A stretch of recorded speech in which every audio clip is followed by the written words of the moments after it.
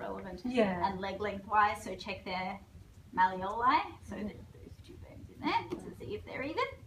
Oh, is that what you check? Oh, Okay. and what did So you check? just There's go little pin across here and. Oh, I there's can do that. knobs here. Yeah. And there are differences. This isn't hugely relevant, but some people get really hung up with leg length discrepancies, and it can either be a true leg length discrepancy. If it's more than about 5 millimeters to a centimeter, it's a bit of a problem. Yeah. But if it's less than that, it doesn't matter. And it can actually be a bony difference, or it can actually be coming from their pelvis. So that if their pelvis is rotated, it often looks like they have a leg length Because it's going to happen, isn't it? Yes, yes. So that's just something to bear in mind to see whether or not they're actually lopsided. Okay. So straight leg raise. I'll just get them to lift one leg straight into the air. If they get any symptoms down their leg, pins and needles, tingling, numbness, and if they pop with their tummy, just means they're not very strong. And it can feel heavy, or it can be hard to do, or it can be painful. Yeah, so just take note of any of those things. If it's uncomfortable. What about if they're very tight, like they can only get their leg up? Yeah, a little bit. Yeah, then that's just a tightness thing. certainly they're really tight, they'll rotate the hips or move. Yeah, they'll use other things to help them. Yeah. So when you do that though, guys, for instance, generally don't go to 90 degrees, but they may have a lot of other issues as well. Do you just not worry about that at this point in time because you're doing the over test? Well, I get them to do it actively and see what happens mostly with their core. Oh, so you're looking at the core. Okay. Yeah, like you see what stops them. Yep. Like where they feel like I can't get very far because of my hamstring. And then you can add pelvic compression, which replicates their core. So for example, if they get to say they do their right leg and they're like, oh, that's really heavy or whatever, and they do their left leg, it's much easier. Add compression, and then if it's easier for them to do their bad side, it just means that their core is weak. Oh, okay. Oh, so you actually put your hand there and act. Yeah. What on their, just on their their ASIS is pushing down. So you just do that? Yeah, on both sides. And that helps them? Yeah. But that's not like that feels no, I have mine. You don't have to worry about I have a bad side. Yeah. Yeah, and that is easier. So just a movement between. Yeah. So you're, I mean, it doesn't tell us a huge amount of detail, and it shows them what a difference it makes as well. Okay. And that would mean that their core is not, yeah. So if you have to use compression, yes. And it's easier. Yes. Yeah. I just find that useful. Yeah. And then I do it passively. So I will hold their leg. Do you want to lay down? Yeah. So sorry, I'll just go back a step with the compression just so you know how it actually feels. You literally find their hip and push down that way. You should have done it yourself first. But yes, it does. Yeah. It actually feels easier to do. Oh yeah, it feels so much easier. Yeah. But sometimes, if someone says it feels worse, it's often an SIJ. Oh, right. So just bear that in mind. Yeah, okay. And then passively for the straight leg raise, I just tell them to relax completely and I take them up. Oh, then you do it. I take them to range. Yeah. Tell me when you feel a stretch. So you're pretty good. About there. Yeah. And then I ask them where. So is it just in your hamstring, halfway your foot? Hamstring. Okay.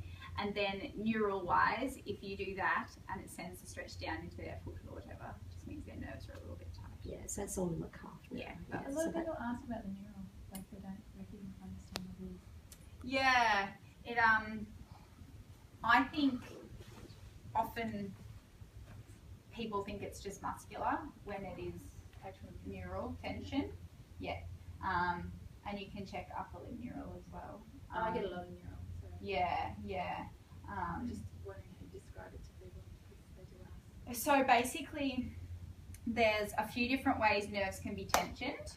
it can either be from the spinal level, so say they have a disc bulge, for example, the nerve root then has to get over that bulge to get out, so to speak. So if they're getting symptoms from that, it just means it's being pulled over that lump or that bulge, so it's irritating the nerve root. Yep. Or if they're tight in their often glutes, but hamstrings, calves, same principle. If they're tight, it's actually tightened around the nerve, so the nerve isn't gliding nicely through the muscle. And lastly, often with people who've had injuries to either muscles or tissue in some way, the scarring can actually make, because nerves pass through, I can't remember what it's called, but it's basically a little tunnel, like a sheath, neural sheath. And often if they haven't been moving properly for quite a while, that just adheres to each other, and so it doesn't glide through the sheath. Okay. Yeah. So it's actually a few different ways that it can happen, but it's quite often an issue. Like I've had people who've injured their calves and they end up getting like neural entrapment in their calf. They get pins and needles in their feet and stuff like that. So yeah, and so it's either they feel tight or they get pins and needles, numbness, tingling, stuff like that. Oh, okay. That's Yeah. a good way to describe it. Yeah. And it's sometimes hard to figure out exactly why it is happening, but it's basically, tightness of the neural tissue on the nerve. So that's the straight leg raise. With the glutes.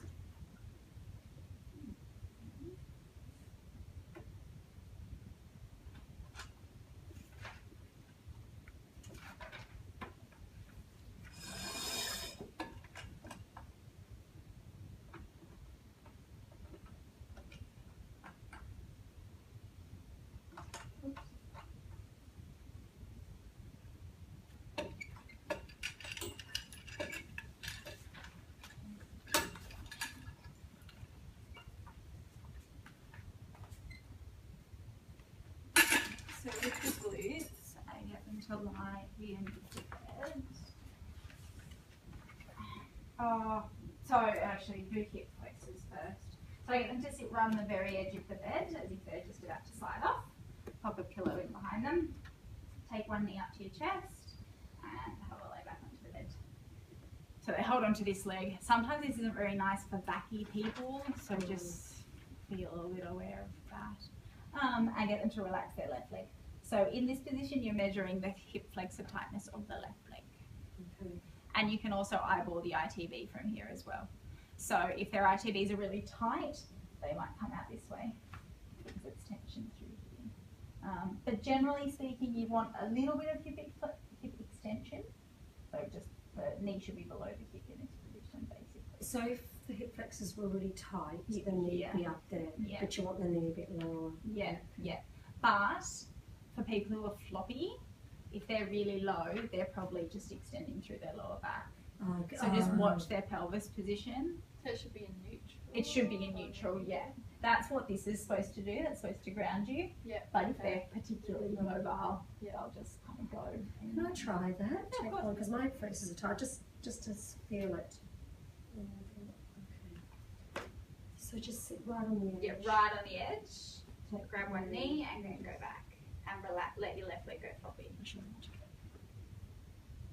So you're not super tight, but And my back's coming up a little bit. Exactly. Yeah. So Would you draw your knee even further? Would that? Doesn't really make any difference. Yeah. Oh, okay. You do want it to be as close to their chest as they kind of can get it comfortably. The other thing, like when I do it, I get pinchy in my hip, the hip that is flexed, because I have it impinged. So if that's so that's quite normal. Yeah, you My look quite ITB band's not out. No. Okay. Yeah, it's good to feel that. Mm. Okay. So, yeah, it's good to just get a feel.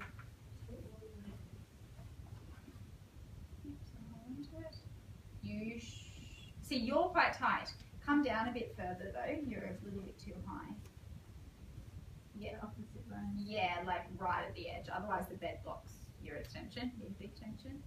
Yep, so let your right leg, your left leg go floppy. That's a bit better.